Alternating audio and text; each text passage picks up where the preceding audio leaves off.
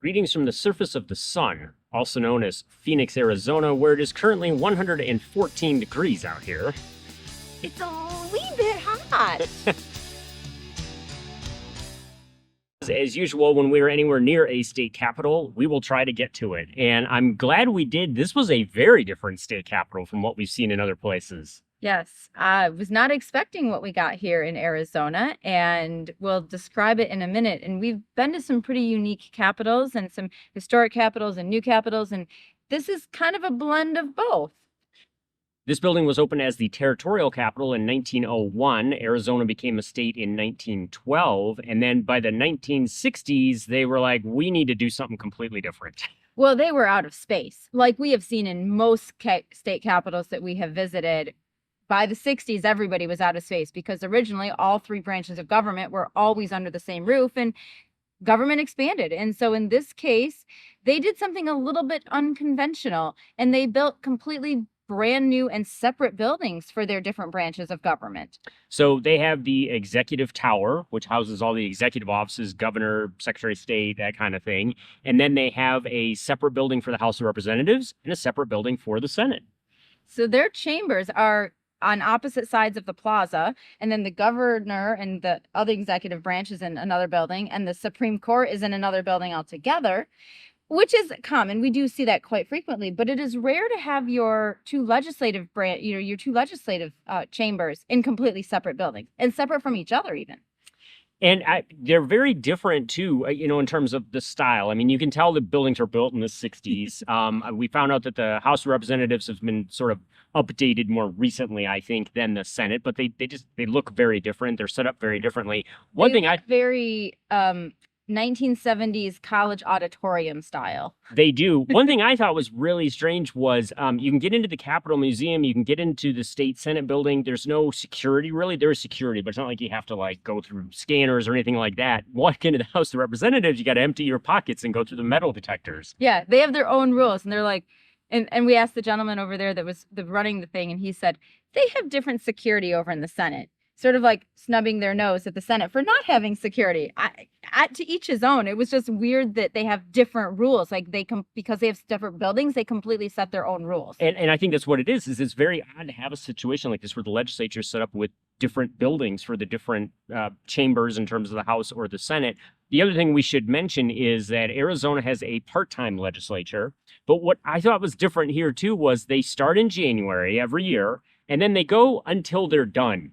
Who decides when they're done? That's what I couldn't figure out. I guess the people in charge, they decide when they're done. Like if they've decided, okay, these are the bills we're done or the budget's done. Yeah, they just said done and they were like, it could be June, July, August. But most legislatures we know that are part-time go, they say January 3rd to April 10th. And then they might extend if they have to finish something, but there's a hard start and stop date. This doesn't seem to have that. I don't know, maybe they look outside and go, okay, it's going to be super hot next week. We need to be done. We're out of here. And get out of Phoenix. Like everybody that doesn't live near Phoenix are like, we need to be done. We're out of here and get out of the valley because it's hot. So when you come to visit the state capitol here in Arizona, what you're really seeing is a museum of sorts. And the old Capitol has now been turned into exhibits and interactive displays of things that you can learn about, whether that's the USS Arizona that was sunk in Pearl Harbor. Maybe it's the women's suffrage movement. Maybe it's the Supreme Court, the history of Arizona, the building of the Capitol, and a lot of just other exhibits, which we found fascinating things we learned that we didn't know about Arizona. One thing that is similar to other states, unfortunately, is one of the docents telling us that at one time they talked about just tearing this building down and replacing it with something else. But there was a movement afoot to preserve it, and they did that at least, and they restored it back to what it was in its heyday. And so it is good. It's just a museum, I guess, now instead of the actual Capitol building, but it's nice that they kept that building and you're able to see that history inside.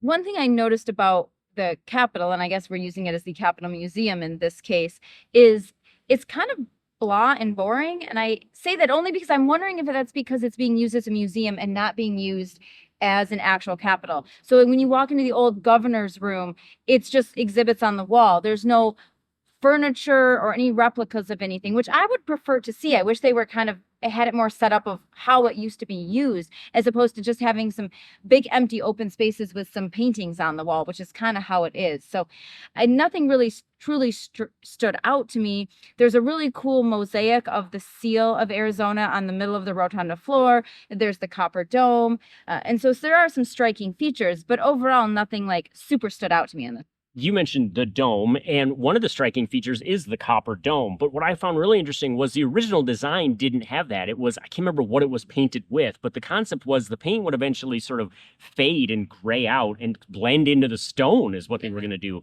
But when they did the refurbishment of the Capitol, the Mining Association here in Arizona donated, I don't know, some 2,000 pounds of copper to make an actual copper dome. Copper is the state metal. So that makes a lot of sense. That was what, in the 1970s? And then they redid the copper in 2021.